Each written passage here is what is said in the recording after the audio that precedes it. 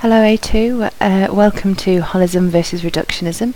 You have 2 more debates to look at after this, and then you'll become finished on the debates.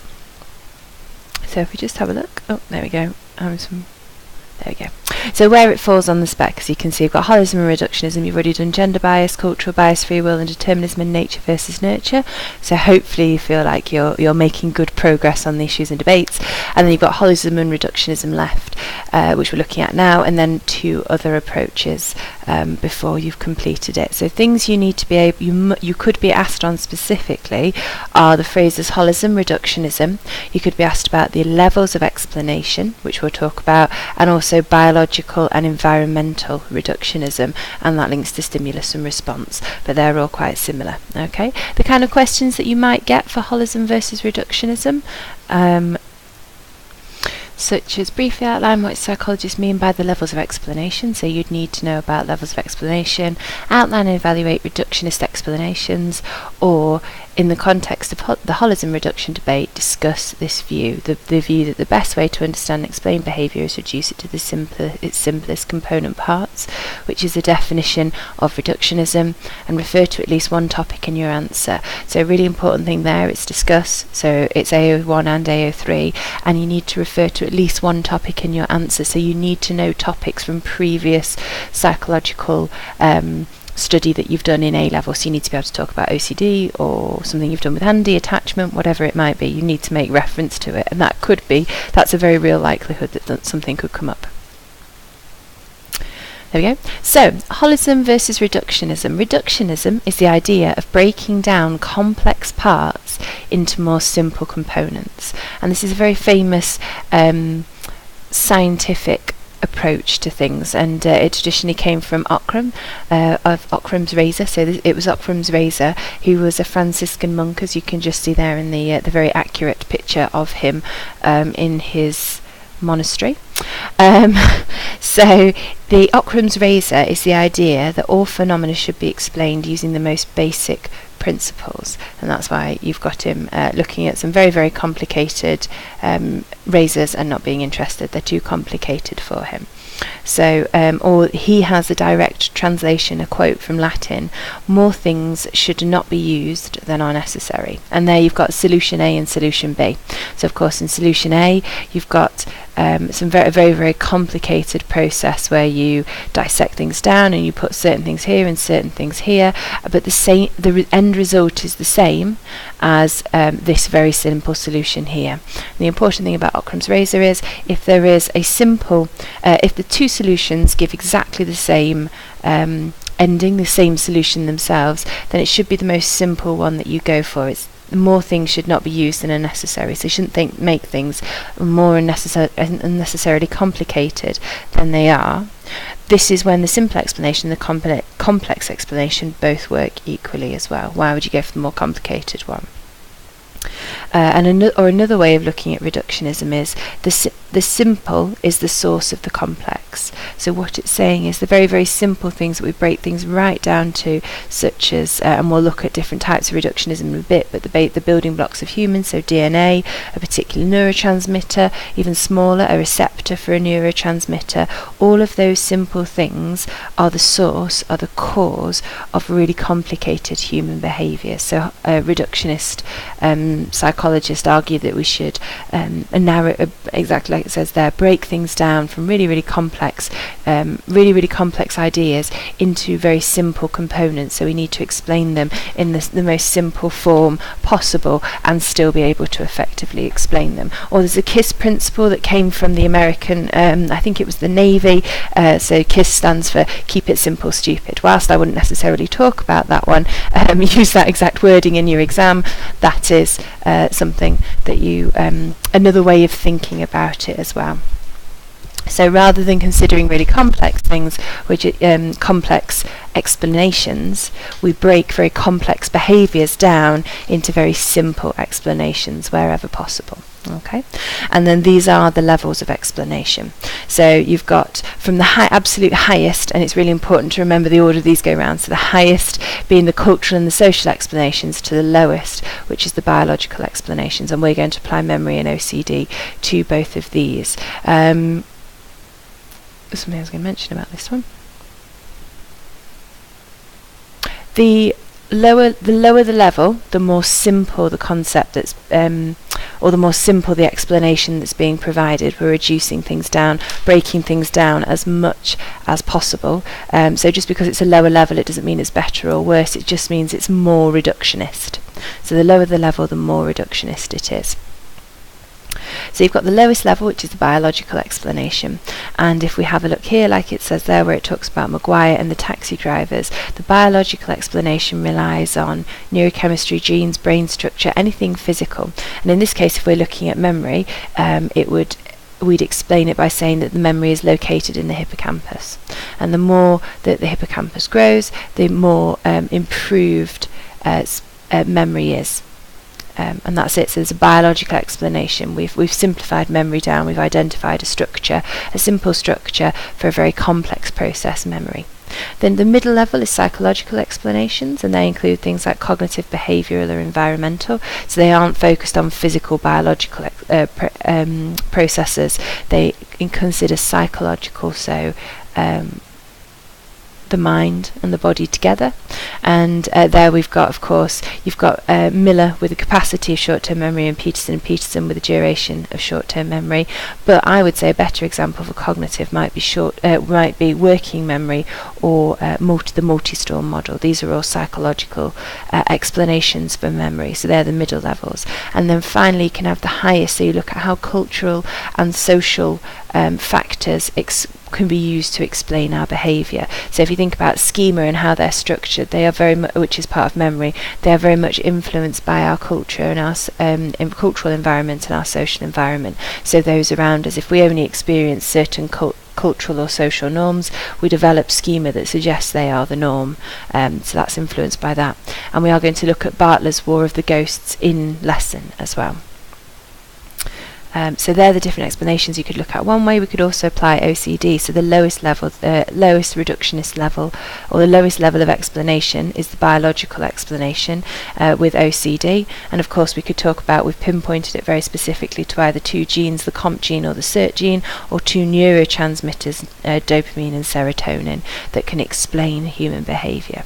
Psychological explanations of OCD, it's the contrast to alternative we use, and it's the two-process model. So we've got association. So for example, somebody's OCD could be explained by their aunt dying in the chair, so they associated the chair with germs and illness and death. So they start to associate all those things together, and then OCD was maintained because whenever they went near the chair they felt anxiety. That anxiety was alleviated by doing things, obsessive behaviours like cleaning, and then the relief from the anxiety reinforced those obsessive cleaning behaviours. So that would be the two-process model. And then we've got socio and cultural. And it has been found that and a piece of research suggests that some elements of OCD can be explained by religion or religiosity. My favourite word, that one. So by holding a religion, so that's part of your cultural and or social explanation. So social because of those around you, or it might be cultural because your religion might be part of your culture, or you could view religion as a culture itself. They can affect the content of the obsessions of OCD and the severity of the manifestations. So culture and society have an impact on OCD as well. So we'd narrow down each one of those explanations in some way, and we'll come back to what we do where we combine them together. But for the moment, they are just different levels of explanation, and how the reductionist psychologist might reduce those behaviours down. So whenever you're explaining them, always link them back. So one way that they could, that the complicated behaviour of memory or OCD could be broken down is one of the levels of explanation is the biological explanation, and this is a simple way of breaking down the complex process. Keep referring it back to reductionism whenever you can. In typical issues and debate style, there is also some particular types. Hopefully, though, these ones won't be too difficult for you to remember, because they very much replicate the ones we've looked at previously in nature versus nurture and free will versus determinism. We've got biological reductionism, and again, it's about the definition itself. It's narrowing down those very complex behaviours into very simple biological explanations. For example, neurochemistry, neurophysiology, so the structure of the brain, evolution, or genetics, and you've got tons of different examples that you could use there. Don't learn anything new. Once again, you've got OCD. Just be careful if you're using that for the levels of explanation, you'll want something else. You could have sexual selection, which we've looked at before, which is evolutionary, and you could possibly risk, because I know you look at attachment having some evolutionary advantages as well, but I think that would suit better in environmental reductionism. Any kind of biologically motivated behaviour that you can think of, that we've discussed in psychology, you can discuss. So you look at genes for aggression as well, the MEOA gene and the warrior gene, and you could talk about those. So it's just reducing behaviour to a physical level and explaining it in terms of things such as neurons, neurotransmitters, hormones, any of that stuff. And then the environmental reductionism is explaining our behaviours through a simple or reducing our behaviours down to a simple stimulus and response. So we are presented with a stimulus and then we respond to it. And of course, even if it wasn't written on there, you'd be able to tell me stimulus and response is the behaviourist approach. So learning through association would be the key on classical conditioning. You could talk about Pavlov's dogs, although just be careful, because if it asks you for human behaviours, you don't want to talk about Pavlov's dogs. They're not, and exactly like it says here in environmental reductionism, the way they reduce it down, they don't study the black box, they don't study thought processes, they don't study cognition. All they look at is how the environment, they narrow it down to the environment having an impact on our behaviour. And again, you could talk about attachment, you could talk about little Albert with the phobias, lots and lots of different behaviours that you could explain. Okay.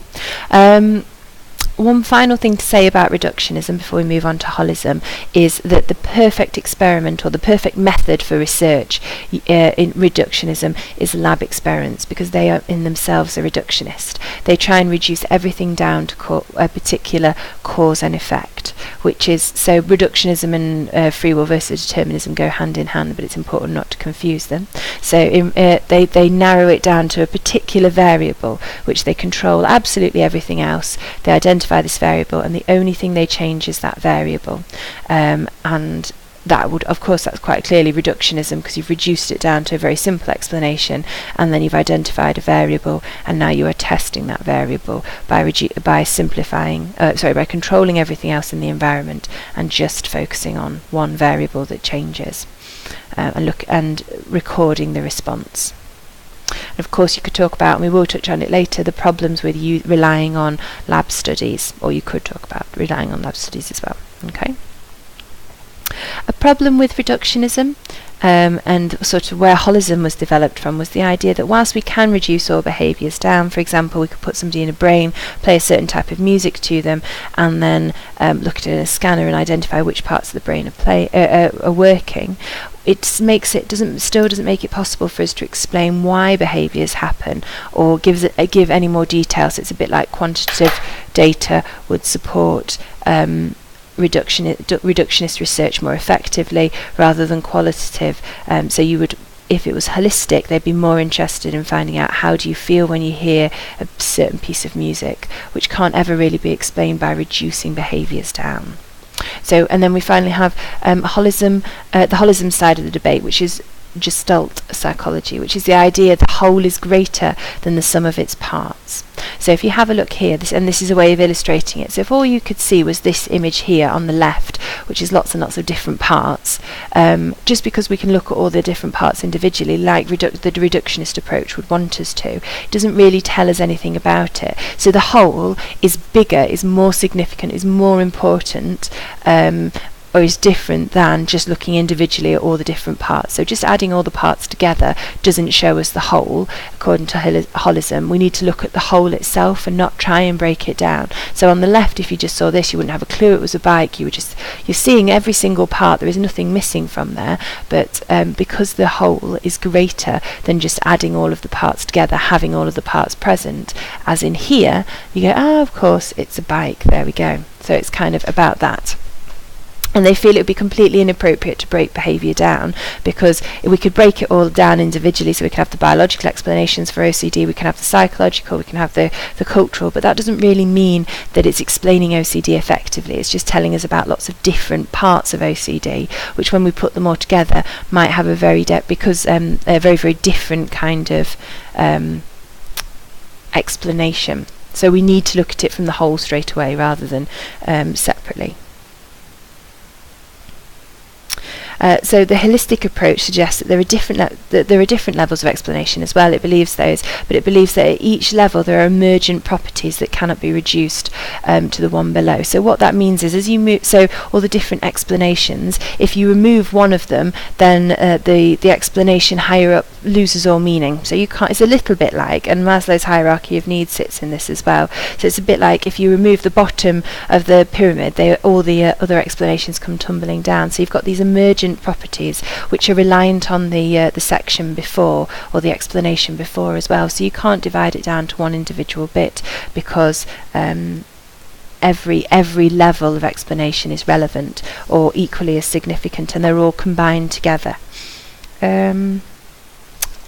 There we go. And the key thing I would say is the humanist approach, which we're going to look at soon with the approaches, is a really clear example of the holistic approach, and you'll be able to talk about that in more detail when you know a bit more. However, the self is a perfect example of that.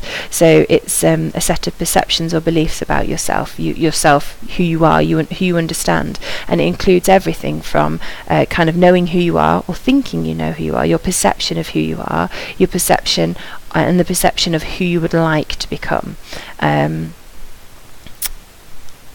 it's always motivating us towards self-actualization. So it's a combination of lots and lots of different factors. Don't panic if you're not so confident with that one just yet. That'll make much more sense when you've done the humanist approach. Okay.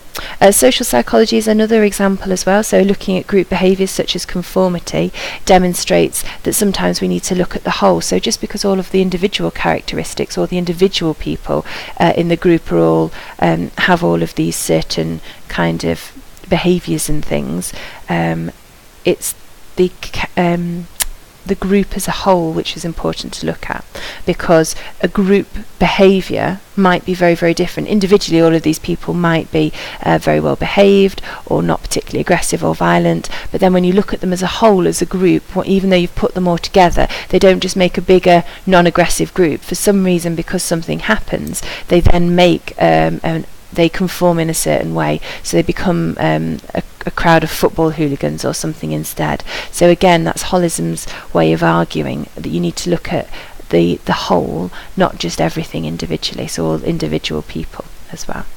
The holistic approach is a bit of a difficult one to understand, so I wouldn't worry too much if you're not feeling too confident on it, because I'm pretty sure it's unlikely that you'd be asked just to talk about holism. You'd be talking about holism in the concept of the holism reductionist debate as a whole. Right, again slightly different with this one. So you've got the negative impact of reductionism. You have oh, there we go, that's the better one. So you have the negative impact of reductionism. You then have research issues with the kind of things that you can talk about. So that's your research. So it's not actually a piece of research, but it is a methodological issue with a lot of the research. And then you've got the interactionist approach. The interactionist approach is a bit of a slightly trickier one for this one. So if you don't feel comfortable with this one, then you could just replace it with biological reduction, the explanation of biological reductionism instead. It's entirely up to you. So interactionist approach, if you listen to it, you don't like it, cross it out, and you can do biological reductionism, a strength of biological reductionism itself. Okay, so one of the negative impacts of the debate of siding with the reductionist side of the debate, or if you were asked to evaluate holism, if you were asked to do that, you could say a strength of being on the holistic side of the debate is that it doesn't reduce everything down, so it doesn't miss any behaviours. So a problem with the reductionist approach, being reductionist, is that it can simplify down behaviours too much, and therefore it can confuse us and distract us from the reasons for a behaviour. So for example, you've got Walp, who would develop the concept of systematic desensitization, which, as you know, is counter-conditioning behaviour. So a fear stimulus can be counter-conditioned, so instead of being associating insects, which is the example we use here, with fear, you associate insects with relaxation, and that removes your phobia. So of course that approach is very much environmental reductionism. It's the idea that it's our environment that causes our behaviours, and we've reduced it down to the environment. Wolpe in 1973 tried to treat a woman with a severe insect phobia, and it was not successful. And eventually, after discussion, it turned out that her husband had an insect nickname, and they had been having problems with their relationship.